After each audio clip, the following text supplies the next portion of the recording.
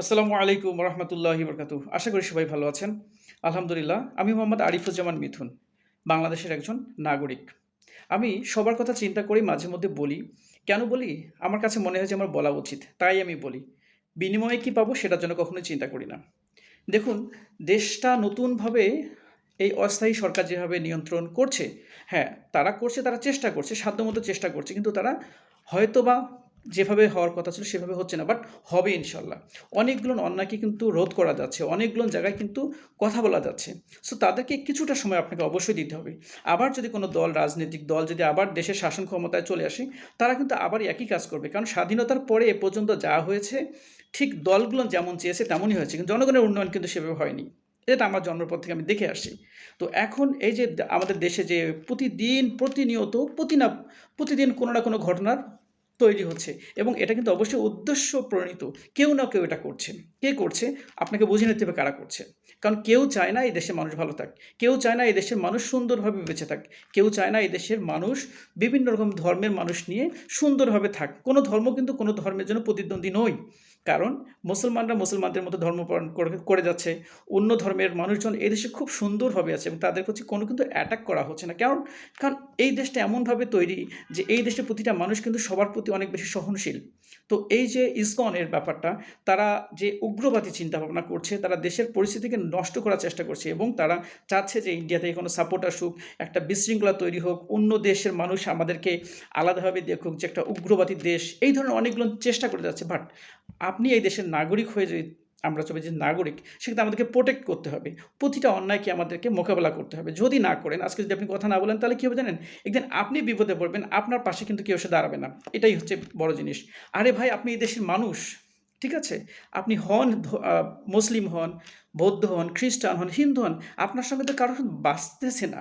এই দেশের জন্মসূত্রে আপনি নাগরিক। সো এই দেশে থাকার অধিকার আপনার অবশ্যই আছে। গভর্নমেন্ট তো কখনো আপনাকে কেমন কিছু বলছে না। কোনো দল কোনো দলের সাথে কোনো লাগালাগি করছে না।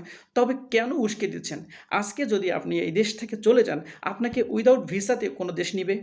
ইন্ডিয়া যে এত বাড়াবাড়ি করছে, ইন্ডিয়া কি আপনাকে থাকার জায়গা দিবে? দিবে না। এই দেশের অধিকার আপনার। এই দেশে আপনাকে পড়ে থাকতে হবে। আমাদের সবাইকে পড়ে থেকে এই দেশের উন্নয়নের জন্য আমাদের চেষ্টা করতে হবে। তাহলেই না আমরা বাংলাদেশী, আমরা দেশপ্রেম অনেক কিছু বলতে পারবো। আর যদি আমরা মনে করি যে আজকে কোনো রকম গোলযোগ করে দিতে পারলে আপনি অ্যাডভান্টেজ পাবেন, কোনোদিনও অ্যাডভান্টেজ পাবেন না। বিগত দিনে কেউ পায়নি। কেন তাহলে দেশের পরিবেশ পরিস্থিতি আমরা নষ্ট করার চেষ্টা করছি? গার্মেন্টস ইন্ডাস্ট্রিগুলো কন্টিনিউয়াসলি বন্ধ হচ্ছে, স্যালারি নিয়ে সমস্যা, হ্যাঁ? অনেকগুলো বিষয় নিয়ে সমস্যা। কেন ভাই? আপনার কর্মসংস্থান এখানে হচ্ছে, হোক না আপনি কম টাকা পাচ্ছেন, পাচ্ছেন তো। খাচ্ছি তো, খাই না, একটা বছর কষ্ট করে খাই, কী সমস্যা? বেঁচে থাকলে একদিন অনেক ভালো কিছু সুযোগ আমাদের দেশে আসবে। ঠিক আছে? এইটা এইভাবে চিন্তা করুন প্লিজ। দেশের মধ্যে বিবাদ কেউ সৃষ্টি করবেন না। মুসলমানরা কখনোই কারো জন্য ক্ষতির কোনো কারণ না। একটা জিনিস মনে রাখবেন যে মুসলমানরা সবসময় আখিরাতে বিশ্বাস করে। তারা জানে যে আজকে হোক কালকে হোক তাদেরকে চলে যেতে হবে এবং সেখানে একটা অনেক বড় কিছু থাকবে, যেটা পুরস্কার হিসেবে থাকবে। ঠিক আছে? সেক্ষেত্রে মুসলমানরা কখনোই অন্য ধর্মের জন্য হুমকি কখনোই না। এটা আমি 100% বলে দিতে পারি। কিন্তু যারা আপনার সুবিধা নেওয়ার জন্য বিভিন্ন রকম ইস্যু তৈরি করছেন, প্লিজ, এই দেশটা কিন্তু আপনার একটা আশ্রয়স্থল। আপনার যতই কিছু করেন না কেন, আপনি কিন্তু অন্য একটা দেশে কিন্তু এই অ্যাক্সেসটা পাবেন না। কথা বলার সুযোগ পাবেন না। কারণ কেউ কিন্তু আপনাকে শুধু ভাঙাবে, কিন্তু কেউ কিন্তু আপনাকে কোনো সুবিধা দিবে না। সো আমরা সবাই মিলেমিশে একসাথে থেকে ভালো কিছু করি, সেটাই তো আমাদের জন্য ভালো। দিন শেষে আমরা কিন্তু বাংলাদেশী। এটা মনে রাখবেন, আমরা বাংলাদেশী। এই দেশে আমাদের জন্ম হয়েছে, এই দেশে আমাদের মৃত্যুও হবে। ঠিক আছে? আমরা মিলেমিশে এই দেশটাকে কীভাবে ভালো একটা জায়গায় যাওয়া যায়, সেই চেষ্টাটা করি। আপনি কি পাচ্ছেন, আপনি কি পাবেন, আপনার অনেক সম্পত্তি লাগবে। হ্যাঁ, আপনি কষ্ট করুন, বিজনেস করুন, সৎভাবে জীবনযাপন করুন। আপনি যা কিছু পাচ্ছেন ওকে, এটা আপনার জিনিস। কিন্তু অন্যর জিনিস, অন্যের কষ্টের জিনিস কেন আপনি নিবেন? সেও তো একটা মানুষ, তারও তো একটা ফ্যামিলি আছে। দিন শেষে তাকেও তো কিছু খাদ্য নিয়ে যেতে হবে তার ফ্যামিলির জন্য। আপনি তো দিয়ে আসবেন না। ঠিক আছে? স্বার্থপরতা ভুলে যাই, দেশকে ভালোবাসি। দেশের প্রতিটা অন্যায় যারা করছে তাদেরকে আপনি চিহ্নিত করুন, জানিয়ে দিন। প্রশাসনকে আমি একটু বলব প্লিজ, প্রশাসন কিন্তু একটা দেশের সবচেয়ে বড় শক্তি। আপনারা আপনাদের জায়গা থেকে গভর্নমেন্ট থেকে যে জিনিসগুলো আপনারা পেয়ে থাকেন, যা কিছুই পাচ্ছেন, যত সুবিধা পাচ্ছেন, আপনি আপনার ওইটার মধ্যে থাকেন। হ্যাঁ, তারপরে যদি আপনার মনে হয় যে আপনার আরও এক্সট্রা কিছু ফান্ড দরকার, মানি দরকার, আপনি দিন শেষে অন্য কিছু করুন না বৈধভাবে। কেন আপনি একটা অন্যায় কাজ করবেন? মানুষ কি দেখছে না? আপনাকে চক্ষু লজ্জা করছে না? আপনার সন্তানরা কি দেখছে না যে তার বাবা মিথ্যা কথা বলছে? কেন ভাই? এত কেন দরকার? আপনার বাবা, আপনার দাদা তারা কি দুনিয়ায় আছে? নেই। তারা কি নিয়ে গিয়েছে? কিছুই তো নিয়ে যেতে পারেনি। তো তাহলে কেন আপনি এত আমার দরকার? আমরা কিভাবে ভালো থাকবো সেটার জন্য চেষ্টা করুন না। আমি আবেগ দিয়ে বলছি না। এটা আমার খারাপ লাগছে। কি একটা দেশের মধ্যে বসবাস করি। আমরা কোনো একটা জিনিস দেখলেই আমরা শুধু ইস্যু তৈরি করার চেষ্টা করি। কেন ভাই? আপনার কি বিবেক নেই? আপনার কি বুদ্ধি নেই? আপনার কি দেশে দেওয়ার মতো কোনো কিছুই নেই? হুম? আপনার তো অনেক যোগ্যতা আছে। আপনি সেটা নিয়ে খাটুন না। ভাই সবাই বড়লোক হবে না। সবাই একই রকম লাইফস্টাইল করবে না। সমস্যা নেই, অল্পের মধ্যে তুষ্ট থাকি। দেশটা ভালো যাক। দেশে গার্মেন্টস ইন্ডাস্ট্রিটা ডেভেলপ করুক। দেশের ম্যান পাওয়ারগুলো শক্তিশালী ম্যান পাওয়ার হিসেবে বাইরে যাক। কাজ করুক। সততা থাক, স্বচ্ছতা থাক। এটাই তো সবচেয়ে বড় জিনিস। প্লিজ দেশকে ভালোবেসে প্লিজ সবকিছু বন্ধ করুন। আর উস্কে মানুষ দিবেই। যারা এতদিন ক্ষমতায় ছিল তারা কিন্তু উস্কে দিয়ে আবার দেশে আসবে। আবার বাংলাদেশ থেকে যতগুলো ফান্ড ছিল, রিজার্ভ ছিল সব কিন্তু আজকে নেই। তো তারা কিন্তু কোনোভাবেই চাইবে না যে আপনি ভালো থাকুন। তারা যদি ভালো থাকতো, একটা দল ১৬ বছর টানা ক্ষমতায় থেকে দেশের মধ্যমণি হতে পারত। আমাদের কোনো সমস্যা ছিল? আমরা তো কেউ না কেউ আমাদের দেশের শাসনকর্তা থাকবে, তার অধীনে আমাদের জনগণকে থাকতে হবে। আমরা তো প্রেসিডেন্ট হতে চাই না। ঠিক আছে? কিন্তু এই 16 ইয়ার্স কত সুযোগ ছিল একজন মধ্যমণি হিসেবে থাকতে পারত। একটা দল মাথার উপরে থাকতো। কিন্তু কি এখন তলানিতেও নেই। এই কাজটা কেউ করবেন না। আবার দেখি পোস্টারিং, রাস্তার মধ্যে পোস্টার, এই পোস্টার, সেই দল সেই কেন ভাই? আপনি যদি ভালো মানুষ হয়ে থাকেন, আপনার তো পোস্টার লাগবে না। জনগণই আপনাকে বলবে যে হ্যাঁ, you are a good person. So আপনার তাকে ভোট দিবে। এত কেন মুখিয়ে পড়ছেন? একটু ওয়েট করুন না। ওয়েট করুন। দেশের জন্য কিছু করুন, মানুষের জন্য কিছু করুন। ঠিক আছে? তাহলে মানুষ মনে রাখবে। নৈতিক হন, অনৈতিক কাজ করার দরকার নেই। ঠিক আছে? সংঘবদ্ধ হন। একটা জাতিকে সংঘবদ্ধ হয়ে দেশটাকে খুব ভালো একটা জায়গায় নিয়ে যাওয়ার চেষ্টা এই যে কিছু স্টুডেন্ট তারা তো খুব বেশি এক্সপিরিয়েন্স কিছু না। তারা জাস্ট জব সেক্টরে যাওয়ার কথা ছিল। তারা দেশের জন্য অনেক চেষ্টা করেছে।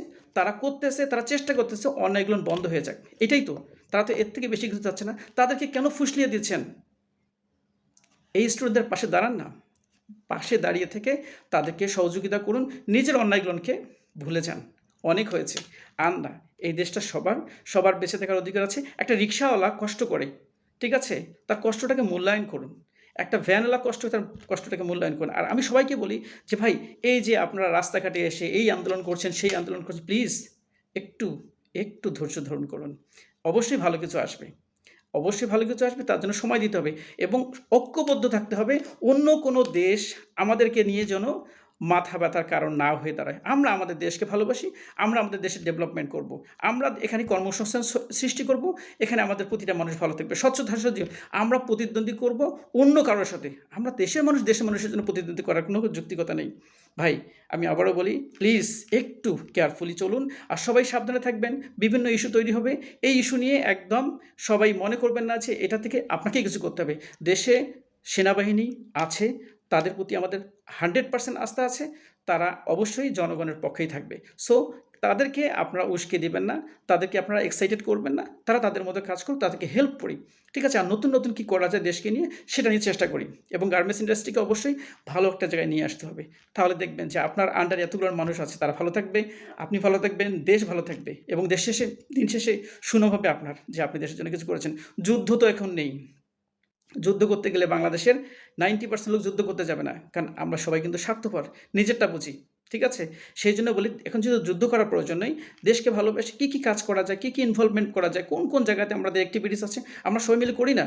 ঠিক আছে? দেশপ্রেম তো এইটাই। পাবো কি এটা ভুলে যান না। পাওয়ার দরকার নেই। আপনার কাজ, আপনার কর্মটাই কিন্তু বলে দেবে যে হ্যাঁ, আপনি তো কিছু করেছেন। ঠিক আছে? তো প্লিজ আমরা কোনোরকম হট্টগোল, বিশৃঙ্খলায় যাব না। দেশকে ভালোবেসে সব সনাতনী ধর্মের যারা আছেন, বিভিন্ন ধর্মের যারা আছেন, আপনারা আপনার নিজের কাজ করুন। অন্য কাউকে উস্কে দেওয়ার দরকার নেই। আর যদি বেশি কিছু করতে যান, ভাই খারাপ কিন্তু আপনারই হবে। খারাপ কিন্তু আপনার ফ্যামিলির হবে। কেউ কিন্তু আপনার সামনে একটু প্রোটেক্ট দিবে না। সো কী দরকার ভাই? আপনি তো ভালো আছেন। দেশটা তো ভালো দিকে যাচ্ছে। একটু সময় দিন, সুযোগ দিন। প্লিজ এমন কিছু করবেন না। জঙ্গি কোনো দলের জন্য, কোনো দেশের জন্য ভালো কিছু বয়ে আনবে না। সো জঙ্গির ক্ষেত্রে আমরা 100% অ্যাক্টিভ থাকবো। কোনো জঙ্গি এদেশে থাকবে না। ঠিক আছে? কোনো জঙ্গি থাকবে না। এদেশের প্রতিটি ধর্মের মানুষ তাদের নিজস্ব ধর্ম পালন করবে। এতে কোনো বাধা নেই। কিন্তু উগ্রবাদ, জঙ্গিবাদ করলেই সমস্যা এবং আমি প্রশাসনকে বলব প্লিজ যেভাবে চলছে সেভাবে না। আপনাদেরকে অনেক অ্যাক্টিভ হতে হবে, আরও সিরিয়াস হতে হবে। সেক্ষেত্রে যদি কিছু হয়ে যায়, সেক্ষেত্রে কিছু করার নাই। আপনাকে ভালো কাজ করতে গেলে আপনাকে অনেক বেশি কি কঠোর হতে হবে।